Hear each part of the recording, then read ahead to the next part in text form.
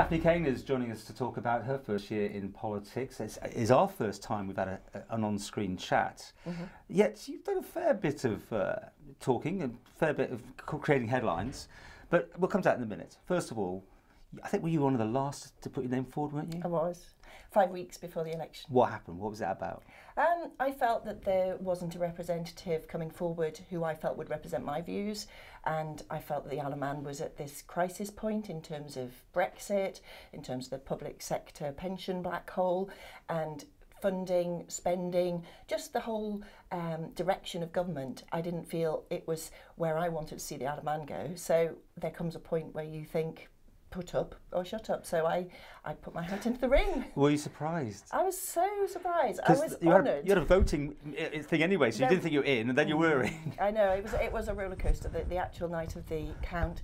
But I pinched myself so many times that night, couldn't sleep, right up until the point where we all got installed and we sworn in. It's such an honour. And then you think part of this huge amount of history, and the time in April where we went down to the old House of Keys and we all sat around the old House of Keys with the august faces looking down on us and thinking, this is like a big kitchen table, and this was where parliamentary democracy started, and to be part of that is amazing. So you also got a great reaction on the doorstep. I mean, you say you went there, no one's representing you, but did you go in saying a certain thing you were going to do while you were in your 5 years? Yes, I pretty much wrote the manifesto before I'd done much canvassing, and I did get a feel for what people were saying on the doorstep. And there's still the issues that are really current.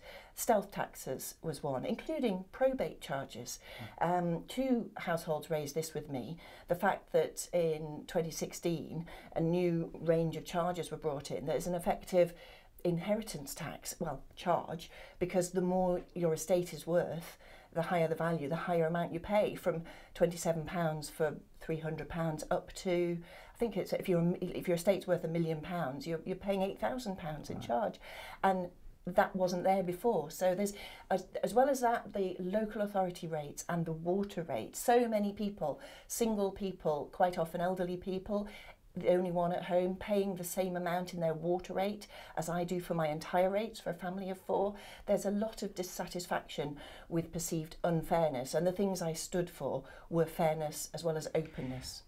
There's a lot of reading, and we've chatted off camera, but were you surprised in how much you've got to look at? If you're doing your diligence and going through every piece of legislation, were you surprised, and do you manage it even? Yes, I do. I mean, there's been a couple of times when, before a Tynwald sitting, I once famously, children packed off to bed, and 9 o'clock, sit down, finish speeches and maybe do a couple more comments or notes on a few items that I might want to speak on. And then you've got to research the subject properly. So you're looking at the papers, you're looking at all the briefing notes from the departments, and then you're making up your mind. You may have had, which I've had on several occasions, for instance, the vehicle tax, that had a flurry of emails from various constituents, some of which I said, oh, do you mind if I borrow this? Because it's really well put. So when you're setting out, this is what I believe in and this is what I think needs saying, I think one occasion I looked at the clock minutes after starting at 9 o'clock and it was 2 in the morning. And you've got children, and how's that in part on a family situation like this? I mean, you work for government anyway. But I was working school hours mainly, right, and also flexi time. And so this doesn't happen as an MHK, right? Not sure. How does it work then for you? It's less flexible. I mean, 70 or 80 hour days, hours a week is not unusual. Not days. Yeah. But there's, I've done 20-hour days. I'm very fortunate in very supportive family, husband. The children are getting older, so they're getting more independent, but they still want to tell me about their day, so I try to keep the time between 4 and 7 for the children, and then depending what activities they've got on, I get down to work. And my reading pile now, my bedside reading pile, is about that thick, not including the department papers which come in on your iPad. I probably think that when we had the Equality Bill particularly, I mean, that was an entire weekend reading for me, to read through the Equality Bill. Do you think everyone does that much work as you do in that sense?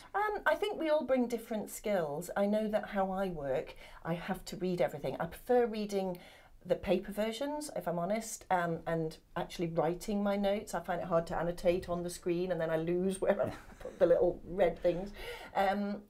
I know that I remember things better when I've read it on the paper, so that's what I do. How are you finding the whole thing of the debates and that side of thing? You know, the 12 new faces anyway, and that sort of thing. Do you think it's brought a freshness? Did you go much before? You know, did you see Tynwald in action? Well, I was aware of it. I used to report on it, but that was 20 years ago. Of course, because another so there were a few there. Journalists turned, you know, a few familiar names and faces who'd been there from when I reported on it, like David Cretney, for instance, and Steve Roden. But I think that the 12 new brings a real freshness and a real positivity and a willingness to work collaboratively, and it's not about personalities, it's about working for the greater good of the Isle of Man. Okay, I mean, but the sort of initial, everyone's getting on, has slightly disappeared. I mean, there is now what we call real politics coming in, people disagreeing and it's getting more public sometimes with that.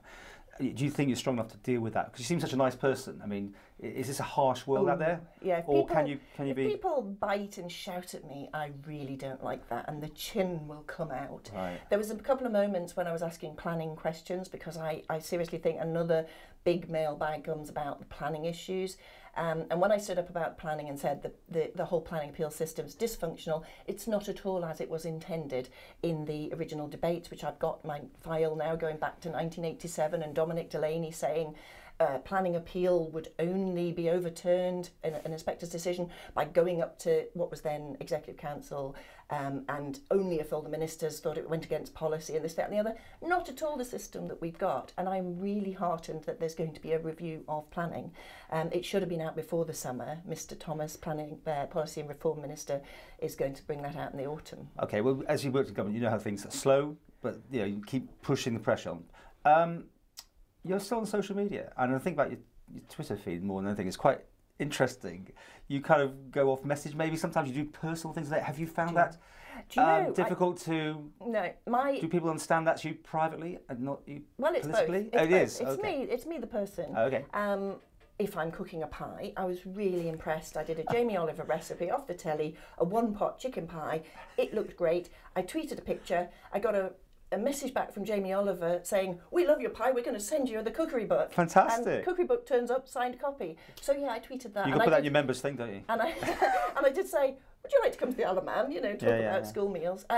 You are an individual as well as the politician. My Facebook, I have a personal page. I also have a public page. My Caine for Garff Facebook page, that's my business page. That's where I put and other MHKs don't do that. We know we're going here. You know, some people are very vocal. People don't. And do you think that's a good or bad idea? I don't have time to dedicate a huge amount to it. If I've got something to say or something interesting that comes across my role as children's champion or in the Department for Economic Development, then I will put something on.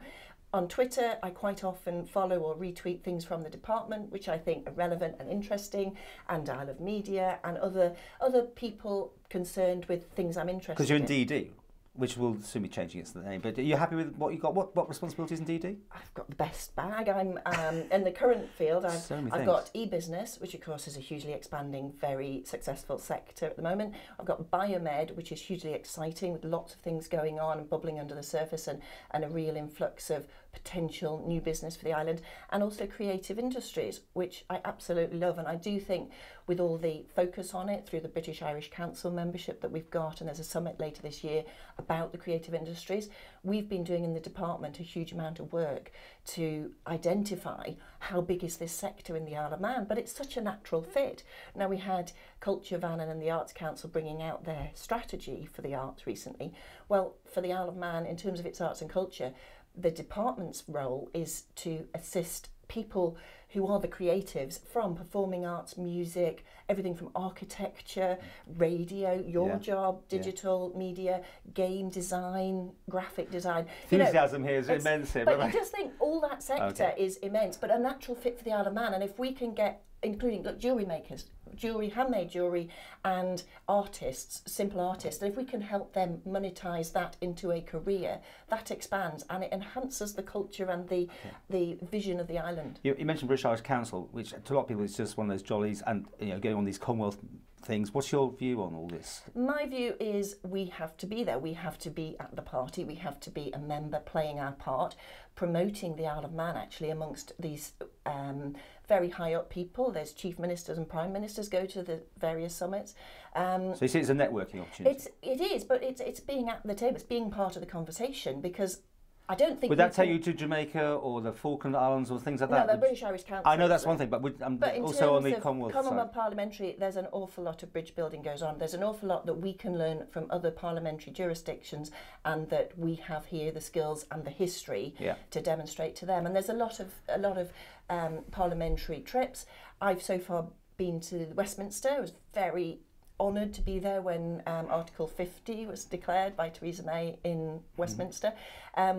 I haven't, because of my family commitments, I haven't put my name forward for the Commonwealth parliamentary trips, because that would put even more... But you have no problem with those, if you I could see that, well, the way we get a review from the members who participate in those trips, they come back to the Commonwealth Parliamentary Association and they give a presentation of what the trip entailed and what they've learned from it. Okay. Anything you want to push for next year? I mean, you've got your eyes on numerous things by the sounds of it, but anything really we haven't heard about yet that you've got your eye on? Something well, new? I think, for me, it's not about the next 5 years so much. Where do we want to be in 2050? Where do we want to be 50 years from now, 70 years from now? I think in terms of our biosphere status, we should celebrate and support that by looking at our environmental policies.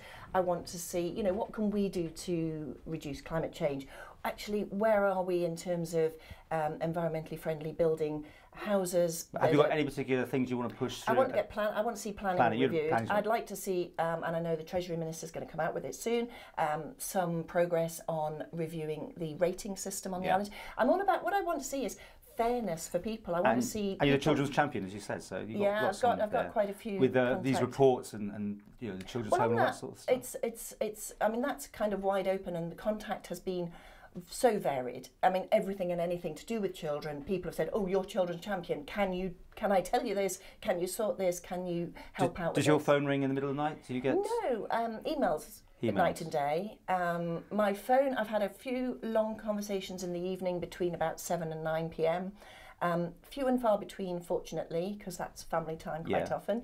A lot of emails, a lot of people to ring back. We've had monthly surgeries in Garff, which have been very popular, and sometimes people just want to tell you something. They're not looking for your help. They just want to come and give you their view. Talk about your colleagues. I think the Manx Gas. Do you have a view on the situation? Very quickly. I mean, yes or no? Will you stand by the? I'm really sorry I couldn't go to the protest because I was. And would you be protesting, or would you be? I would be talking to the people and supporting their democratic right to protest. I think it's a symptom of more underlying dissatisfaction generally with government, and I do think that while there's the focus on Brexit and the international relations and the trade deals, which there must be, I would like to see more of an emphasis on social policies to support local people, and so that wealth that we are creating, which we're undoubtedly doing well in so many areas, so that filters down to the everyday people. Coming to the end, so how do you rate yourself out of 10 this year?